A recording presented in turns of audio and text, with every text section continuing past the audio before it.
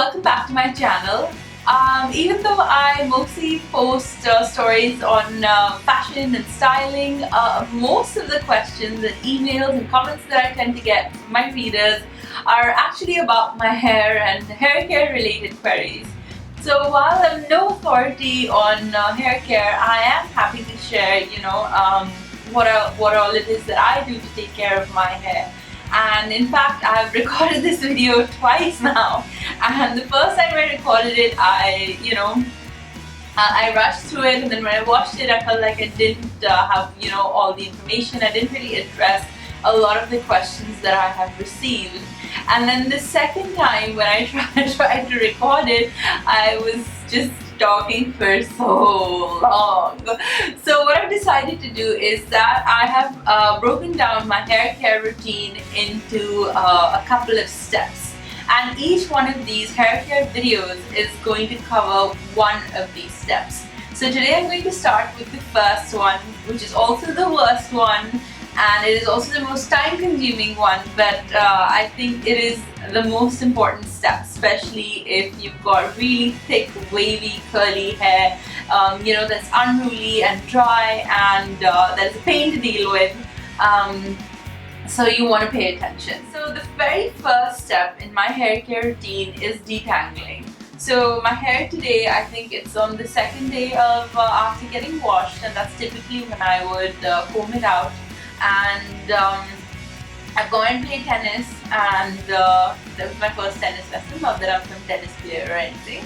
So it is quite a bit of a mess, and that's typically when I sit to detangle it. So with curly hair or baby hair, what I would suggest, and this is what I do, is that I always comb and detangle my hair before I wash it. So a lot of times people ask me that how do you have such tight curls? Well, it's simple. I don't actually comb my hair out after I wash it. So this step is the only time any comb is touching my hair. I don't comb my hair in the shower, I don't comb my hair after I condition it, and I certainly don't comb my hair after washing it. So when you have to detangle curly hair, you want to make sure you have the right tools and basically the right comb. And I'm sure all of you know this, and it is that you need a white tooth comb, and it basically just looks like this. It's readily available, and this is your lifesaver. It's really the only kind of comb that I own and ever really need, no matter what I'm doing with my hair. One thing I wanted to mention is that when you're going to buy a white tooth comb, you want to make sure you're buying one which is made of a good quality plastic. So for example, this is an imported one. I picked this up from Kunchals in GK1 M Block Market in Delhi, and I've had this for over a year, and it's in really good condition, and it doesn't cause any friction when I'm combing my hair, because then if your hair starts to have friction when you're combing it, you'll end up breaking a lot more hair. And then I had bought this one just off the street, the random little shops that sell those clips and rubber bands, and the very first time I used it, I broke the comb. So it's really worth it to spend the extra money, which isn't even really that much extra money, but it's really worth it to make sure you get a good comb. Otherwise you'll be breaking one each time you comb your hair, and you're just going to end up getting irritated. Plus it's going to cause a lot of friction. If the plastic isn't of good quality, it's going to cause so much friction that you're going to end up breaking double the amount of hair that you ordinarily would when you comb your hair. This may sound really silly, but I feel like it's really important if you've got long hair and hair that gets entangled a lot, that comb your hair when you're in a good mood and have a bit of time to spare. Don't do it in a rush, because again you're going to be fighting with your hair. So usually if I know I'm going to be in a rush in the morning, I will comb my hair out at night, and then once I comb it, I don't leave it like that. I'll braid it, otherwise it's going to be another giant mess in the morning that I'll have to work through. So if I comb it at night when I have time and I'm a little bit more patient and gentle, then I will braid my hair and go to sleep. And another tip for detangling the hair is that don't wait till the very last day that you have to wash your hair. So if your hair is still fine and you're on the second, third day, and but your hair is starting to lose the ringlets, I'd say comb it out. And even if you don't want to wash it, there are lots of other hairstyles that you can do. I love making a French braid, and that's what I do. So if I still want to go for another day without washing my hair, then I will comb it out and I will make a French braid or any kind of braid, and then wash it after that. Another thing that I really wanted to mention is that with hair like this, it's really simple steps. And what I usually like to do is that I like to divide up my hair into sections, and then I like to I'm actually going to do this right now, how funny I look, let's see. So what I like to do is I like to divide up my hair into sections. So I'm just going to do this one side, and then I take these little clips or whatever, and then I hold the different sections together.